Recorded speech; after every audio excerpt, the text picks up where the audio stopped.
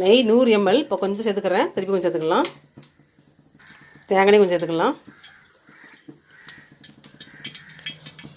பட்டை, சோம்பு, ஏலக்காய் இதை நுணுக்கக்கூடாது, அப்படி தான் போடணும். இதோட வாசனை மட்டும் நமக்கு கிடச்சா போதும்.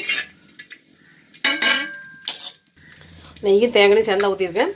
பட்டை, சோம்பு, ஏலக்காய் வதங்கிட்டு இருக்கு இறால் பிரியாணி செய்யறதுக்கு.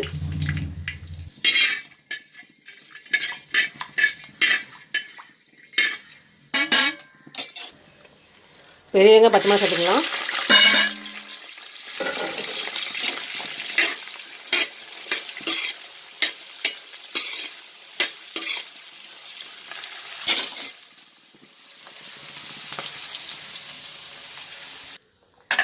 இஞ்சி, பூடு தோலால் தான் போடுறேன். தோல் உரிக்க தேவையில்லை. தோல் உரிக்கவும் உரிச்சிக்கலாம்.